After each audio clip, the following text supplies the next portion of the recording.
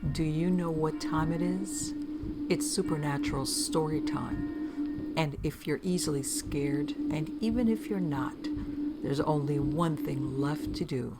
Just turn off the lights, because these are stories that you listen to only in the dark.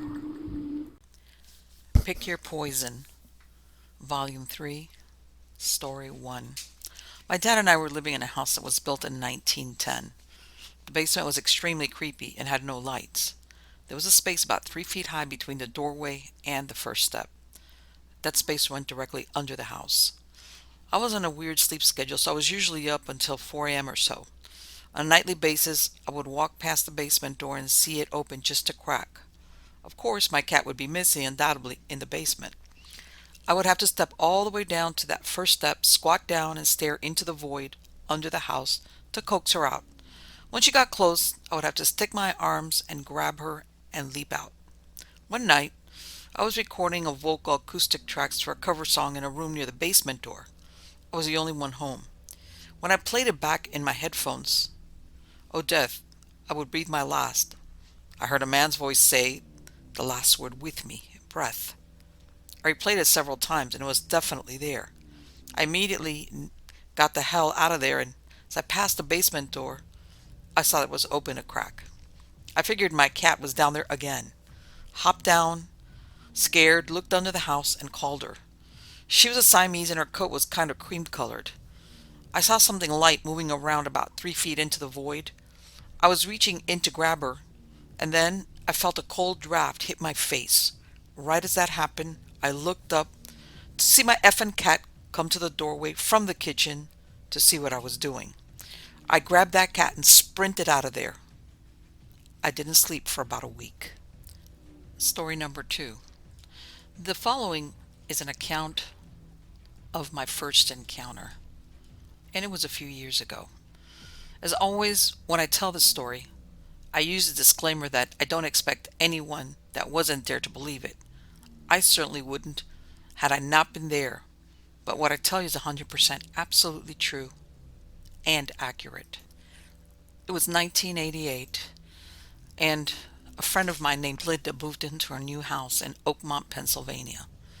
The house was likely built in the 1940s in a blue-collar neighborhood of the small riverfront town just up from the Allegheny River from Pittsburgh. It was a two-story wooden frame structure with a stone basement, rather typical for Milltown homes of that vintage. Many of Linda's friends from the office had helped out on moving day, including my friend Jim and me. With all of the heavy lifting done, everyone else had gone home. Jim, who I had known since junior high, and I stayed behind to reassemble the stereo while Linda and her daughter had gone to return the rental truck. As we sat there, plugging wires into the back of the components, we heard footsteps. It wasn't clear at that point just exactly where they were coming from. We thought maybe they had come from the basement steps.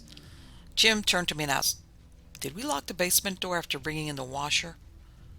I answered that I thought we had, but maybe it was unlatched and someone had entered the house. I should say that Jim and I were very protective of Linda and her teenage daughter. Jim grabbed a hammer and I pulled out my pocket knife as we made a beeline for the basement. When we got to the bottom of the stairs, we stood there looking stupid. There was nobody there and the basement door was closed and locked. We laughed at what knuckleheads we'd been and started back up the basement steps when we heard footsteps again. This time they were very clearly coming from above us.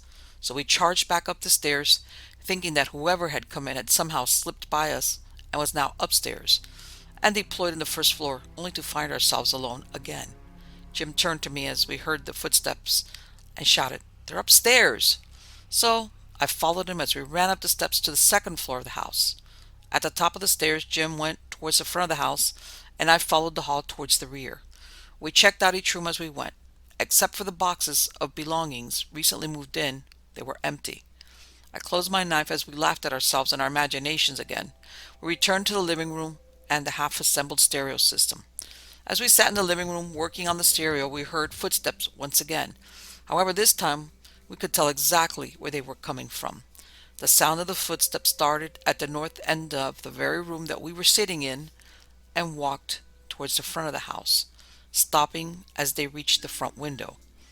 At the sound of the footsteps crossing in front of us, we could actually feel the floorboards moving under the weight of an unseen being. I looked at Jim and asked, "Did you feel that too?" He responded that he had, and we sat there in awe of what we had just experienced.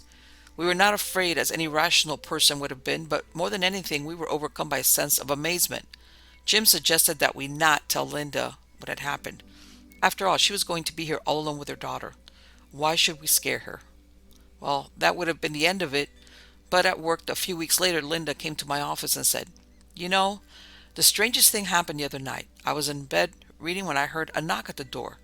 Heather, her daughter, yelled down the hall, "Mom, someone's at the door."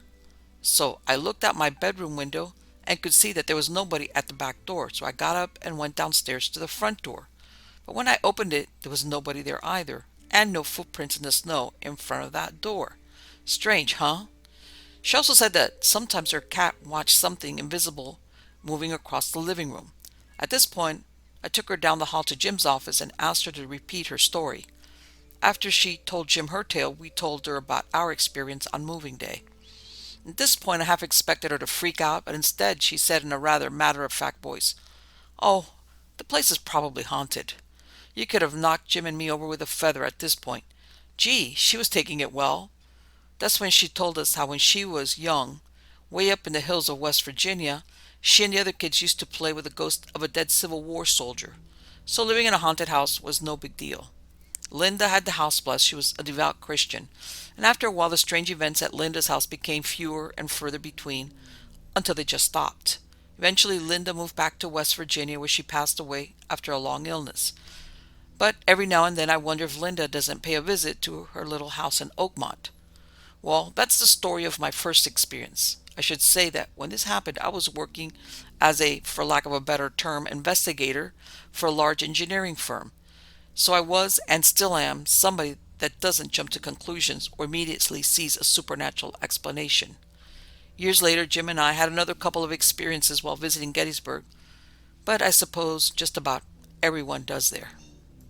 Story number 3. I grew up in a very small town in a house with a yard that I'd often play alone in as a young child. My mother didn't work, but was often occupied with other things, so I was left to myself. There was often an older woman who would be in the yard and watch me. She was there as long as I could remember, and I never felt anything but love and comfort with her. She would always stand and watch me. Sometimes she would come in my house and watch me too, especially when I felt scared or alone, but mostly I'd see her outside. She was there constantly with me. I never felt afraid, even though I didn't know her outside of her watching me. I never noticed or paid attention as to how she came or left my house, though I would notice when anyone else would arrive to our house. She'd be gone. I never spoke of her to others, even though I would speak of other babysitters. And I never spoke to her, even though I would normally approach a babysitter if I needed something. She never wore different clothes, even though everyone else I knew changed clothes. I saw her less and less as I aged. By the time I was 4, I had a little brother, and I'd carry him outside with me. The lady was not there whenever I'd bring him. Soon after I started school, I spent time with neighborhood kids outside. Even when I wasn't with them, though, the lady had stopped coming. I never asked where she went. I saw her a few more times in those young years. Each time when I was really, really scared or sad, she would stand at my bedroom door. I'd feel calm and safe again. When I was still rather young, probably in elementary school, I needed a photo of my mom when she was young. She opened a cabinet with an old family photo album so I could look. While flipping through, I found the photo of the woman who always watched me when I was little, in the dress she always wore. I still remember the feeling of shock when I saw it. The woman in the photo was my grandmother. She died shortly after I was born. My dad was too upset by her death to ever tell us about her, share photos of her, or anything of that nature. Apparently the dress she was wearing in that photo was her favorite. She was not buried in it or anything. From the moment I saw the photo, I never ever saw her again in real life. I never told anyone what I'd seen before. That, along with a few other similar weird experiences that didn't reoccur like this one, always left me confused. I looked for logical explanations as to how this could occur, but there are none. Why didn't I ever talk to her? Why didn't I ever ask my parents about her? Why didn't I ever introduce my brother to her? Why didn't I ask her why she never changed her clothes? I'd believe in my mind it was all made up. But how? I was just too little to have made that up. Next story. I've always been involved and have educated myself about the supernatural, but this experience in particular stands out in my mind. Not only because it was one of the most dangerous ones, but because it happened to a very good friend of mine. My friend's name, we'll call him Frank, was unfortunately going through an emotionally draining crisis with divorce from his wife and separation from his teenage stepson. At the time, he called his soon-to-be ex-wife and her son from a previous marriage he had already moved out. Although Frank was relieved to finally be alone except for his Labrador Retriever, he had an unnerving feeling that he wasn't really alone at all. Something would constantly gnaw at him that made him feel there was some sort of presence in the house, so much that it would actually stop him from sleeping at night. Frank called me knowing my background and interest in occurrences like this. He told me point blank that he felt there was something in the house, something that wasn't natural. I asked him about the events leading up to the time he started getting these feelings, and what he revealed was that he just found out his stepson belonged to the Church of Satan and was actually practicing black magic and satanic worship in the house. Frank found a pentagram of Baphomet, remnants of burnt black candles, and other paraphernalia in the stepson's bedroom. Now, we all knew that this kid was a problem child, but as the divorce unfolded, Frank became more clued into just how heavily he was involved in the occult. I became immediately concerned because I knew how dangerous something like that can be, especially when practiced by a novice such as a teenager. Strange happenings like unexplained bangs, door slamming, and most disturbingly, disembodied voices were heard almost nightly. On top of that, Frank thought he was going crazy when he began to see shadows move about the bedroom, and he felt he was being watched constantly. The voices were becoming more frequent. You couldn't quite make out what they were saying, but even more frightening was that it sounded as though they would argue over Frank's bed as he tried to sleep. The final indication that proved this wasn't all in Frank's mind was the fact that his Labrador began to jump on the bed and growl, bark, and pant in the corner where Frank would hear the disembodied voices. He would see the dog barking feverishly at nothing at all, just staring off at an upper corner of the room. Because of their intense senses, animals are extremely sensitive to the paranormal. In fact, it has been documented by one of the Vatican's top appointed exorcists, Father Gabriel Amorth, that animals are more aware of the supernatural than humans are. I really didn't think Frank was crazy, but when I got to his house he mentioned that he also heard these voices coming out of the flue to the fireplace. The voices would spill out into the dining room where Frank would spend his nights at the computer. He showed me digital photographs he took of every room in the house. Quite a detective, but unfortunately nothing showed up in the pictures. It was almost as if these entities did not want to be seen, only heard, and this was their way of letting Frank know they were present. With Frank's permission, I wanted to walk around and feel out the place. He told me to just be careful in his stepson's old bedroom because there was still junk lying around that the kid left and that something was wrong with the heat, a red flag for an experienced investigator. I cautiously made my way up the stairs for the first time. The entire second floor was new, and I had never been to the house since the renovation. Slowly I went from room to room. First Frank's bedroom, and then to the spare bedroom. I didn't notice anything unusual until I moved down the hallway. It felt as if the walls were starting to close in on me as I approached the stepson's bedroom. By the time I made it to the door, I knew something was wrong. When I walked into that bedroom, it must have been 30 degrees colder than the rest of the house. The air was thick and oppressive. It was hard to breathe. Then immediately I was struck by feelings of fear and dread that pervaded such a heavy atmosphere that I became nauseous.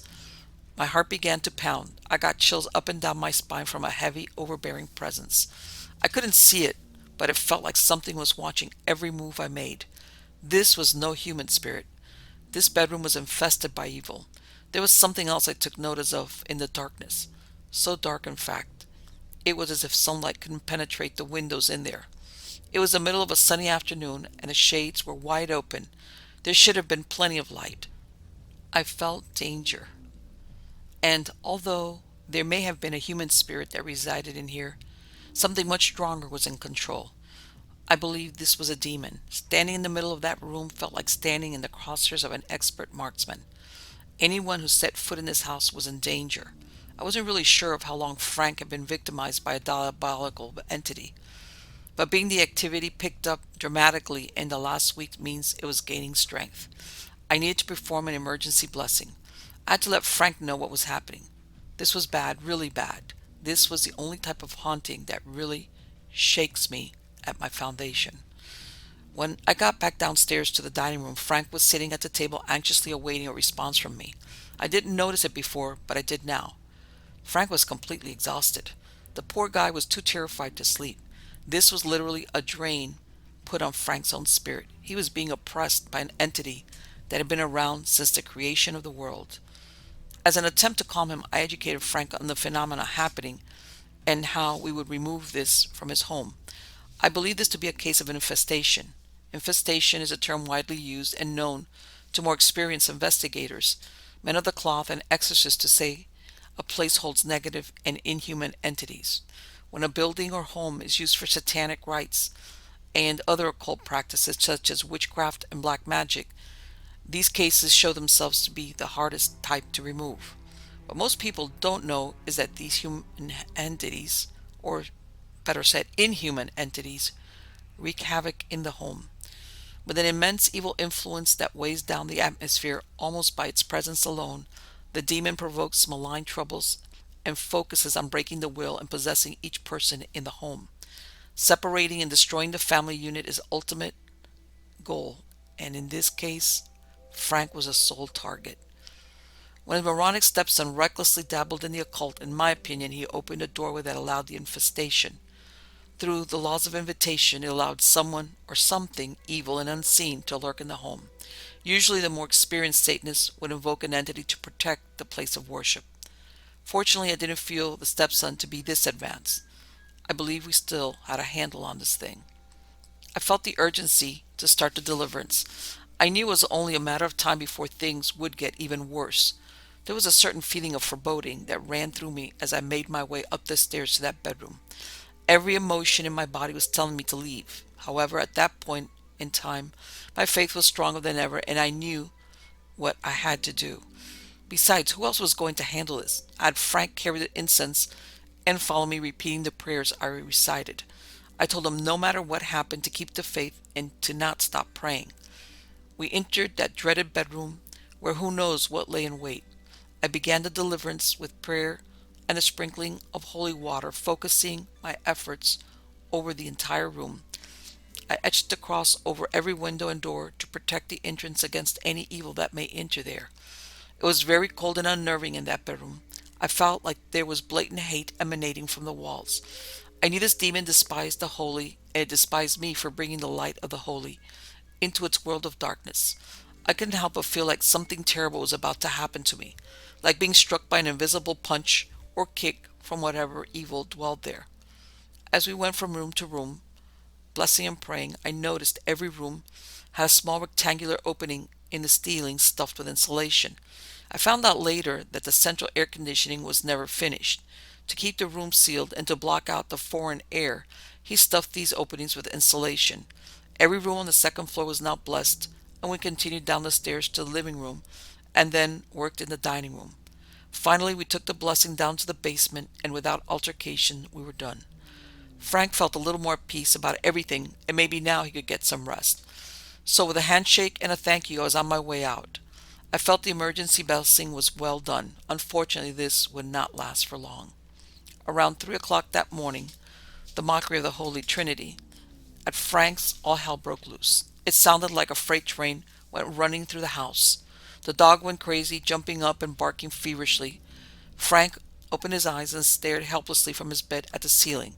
It sounded like someone huge jumping up and down on his bedroom ceiling, then plodding back and forth. Moments later, a heavy shuffling like a large piece of furniture was being dragged from one end of the attic to the other, along with an unexplainable banging that shook the entire house. At that moment, Frank realized we had never blessed the attic. The next day when Frank went into the stepson's bedroom, it felt much warmer, and the feelings of being watched were gone. However, when he looked at the ceiling, his heart sank. The pieces of insulation he had stuffed in the unfinished air conditioner openings were gone. Something pushed those pieces up and flung them clear across the attic, where they were later found. It was as if something was trying to escape the blessed bedroom and shot up to a place that was more suited for its shenanigans. Either way, I was the next thing on Frank's mind that day. He called and told me what happened early that morning. Frank needed to stay positive and continue with prayer until I could make it back. In a few days, I was ready. When I got to Frank's, the house was quiet and the dog was calm. Frank knew what had to be done. We entered the attic by upholstering and a set of stairs from the second floor hallway. It didn't feel to me the way to the stepson's bedroom felt the first time I walked into it.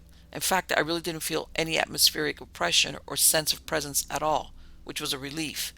Without wasting another minute, we performed the deliverance and tackled the attic. I was ready to put an end to all of this, and I knew Frank was as well. Systematically, we blessed the rest of the house, again right down to the basement. For whatever reason, this time we were both completely exhausted when we finished the blessing.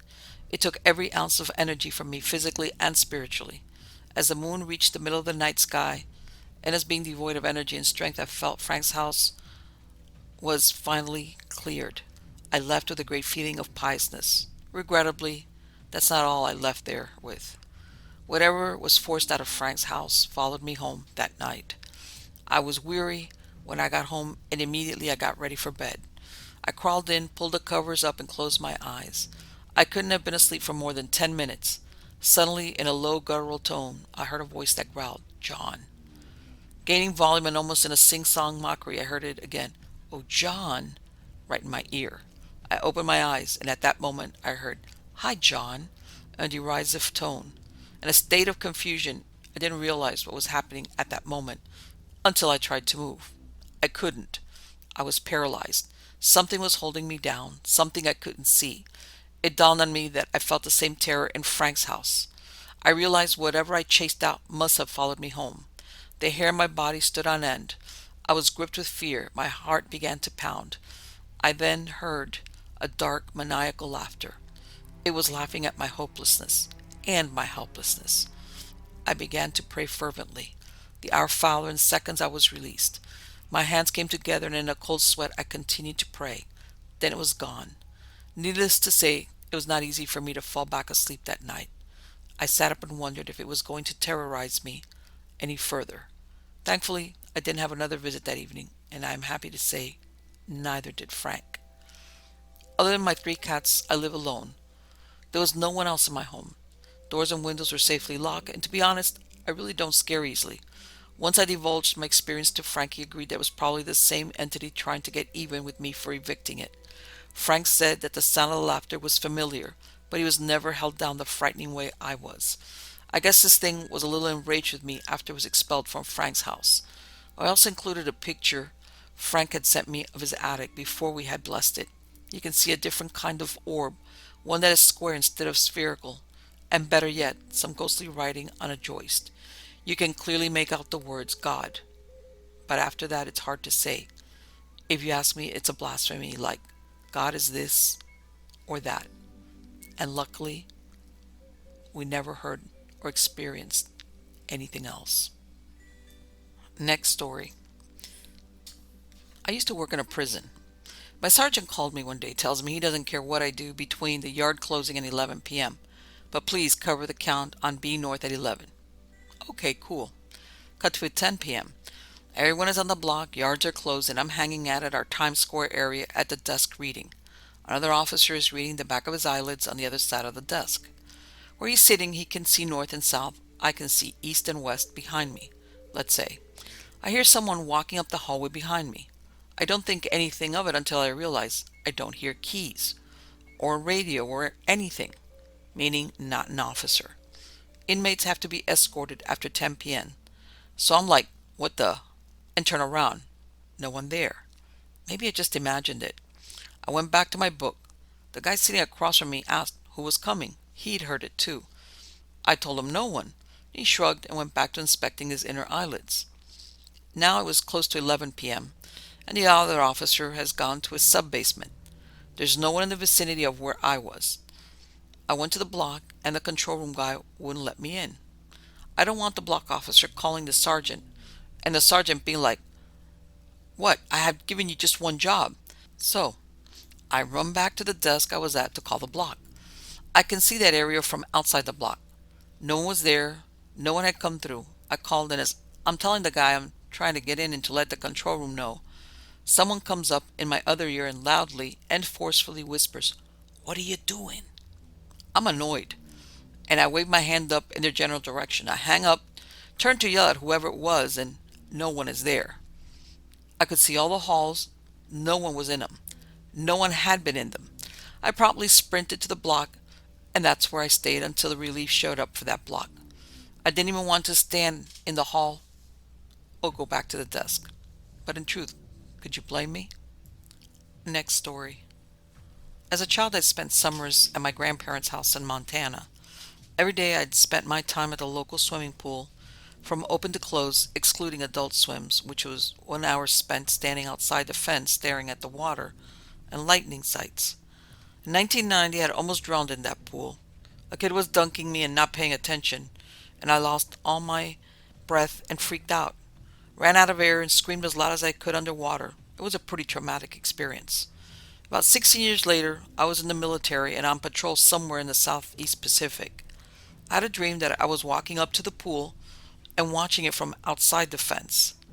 As I watched it, the pool's breathing was very strained. The water was slowly rising and falling like it was taking its last breaths. Then, with a final high rise in the water, the bottom cracked in half and all the water drained out. I had watched the pool die. After I got out of the military, I moved back to that same town. I went down to the pool and saw it was closed. Apparently what happened was that a sinkhole had developed underneath the pool and had buckled under its own weight and drained out. It had been closed for a year or so until it could be repaired. From a loose estimation of the timeline math, I had the dream of it dying about, if not, the same time that the pool had cracked in half. Ever since that incident, I've had a firm belief that there's more to the universe than we understand. There's more to consciousness. There's more to dreams. There's more to information traveling in the universe. Next story. I was a rookie cop when my brother committed suicide. He was one of my older siblings, but we were very close. He died in another state, and I had a lot of guilt then about not recognizing the signs. His remains were in bad shape by the time he was discovered, so it was a closed coffin service. About a week after he died, I was back at work one night, and my partner and I see a pimp pistol whipping one of his girls. I jumped out, and the pimp sees me, and the foot chase was on. I was running after him, gun in hand, and he cuts through a narrow corridor under a building that leads to a courtyard in the middle. Right before I reach the courtyard, I hear, "It's okay," in my dead brother's voice. I hit the courtyard, and the guy is against the side pointing a gun at my head and squeezes the trigger twice. I froze for a millisecond and then started beating him in the head with my revolver. To this day, I don't know why I just didn't shoot him, cuff him, and walk him back to the street and found my partner. I tell my partner about him squeezing the trigger, but not the voice I heard. We unloaded the gun, a .32 revolver right there, and 2 bullets have strike marks on them. We took the gun to the lab for testing. We told the tech the story.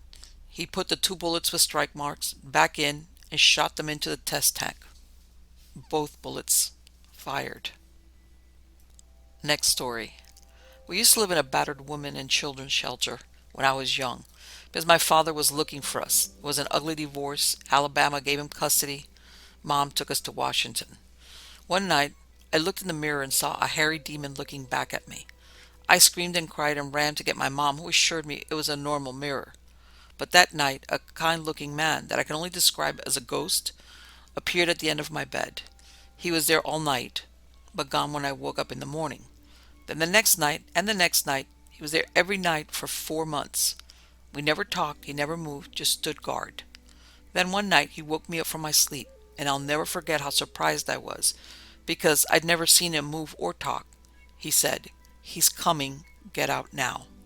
So we packed up the car and left the hotel for the night. The next morning we went back to find out someone had broken in and gone room to room looking for someone.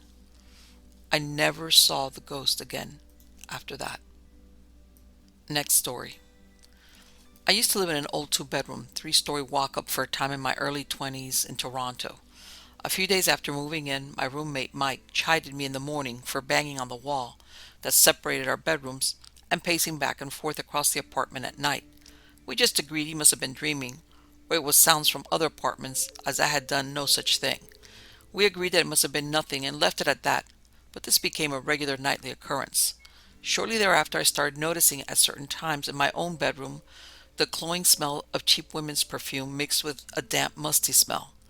Imagine an old person's clothes left on a damp, musty basement floor near a little box that wasn't being changed often enough, and you get the idea. What made it even weirder is that I would be filled with a sudden horrible sense of foreboding a few moments before the smell would begin. Mike flaked out and left only 4 months into our 1 year lease, which meant I was left footing the rent for the entire place until I could find another roommate. I decided to try and sleep in his bedroom shortly after he moved to see if things would get better. The very first night I slept in his former room, I had an incredibly detailed and realistic nightmare of myself standing in the dimly lit bathroom of the apartment and cutting my own face with a large shard of glass while staring into the broken bathroom mirror. It was only broken in the dream. Soon after that, I started to hear loud bangs at night and flushings of the toilet in the bathroom. Several times the hot water in the bathtub turned on full blast in the middle of the night. One of the freakiest things that happened not too long before I moved was the time I woke up by the TV blaring Poltergeist on City TV at about 2 in the morning. At that time, the channel would always play movies late at night, but the fact that the one time it was on my analog TV, which had to turn a knob to change the channel or the volume, or pull a knob to turn it on, had turned on by itself at full blast, was the one time a movie like Poltergeist was playing. Next story. When I was younger, my older brother and I would randomly see this tall, dark, shadowy figure wearing a top hat, think of Abe Lincoln, walk down the hallway in the house we grew up in. It had no distinct features, just a shadow, but standing in the middle of the hallway. It would always stop just outside our bedroom door and just stand there for a moment and continue walking down the hallway. Whenever we would run out into the hallway to see it walking away, it was always gone. I was always fully awake when I saw it. My brother said he woke up a few times and couldn't move with it standing at the end of his bed, then it would just disappear. We had an old German shepherd who would bark nonstop every time he saw it. We would see it a few times a month for years, until my parents split up and my mom moved out. When we got older, I remember my brother and I both mentioning it happening to our aunt on my mom's side. One night when she was visiting us, and she turned as white as a ghost. She told us that when her and my mom were growing up, whenever my mom was around, she would always see the same thing at night. After that, we mentioned it to our dad, and he said the same thing. The entire time he was with our mom, he would always see the same thing. These sightings all happened in different states and different houses. I asked my mom about it once, and all she would ever tell me is that when she was little and lived in Massachusetts, she used to have a guy in a top hat follow her around. She said she never saw the shadow figure, though. She passed in 2012. I saw the top hat shadow about 30 minutes before she passed, then found out about her about an hour later. That was the first time I had seen it in more than 10 years, and thankfully it was the last time.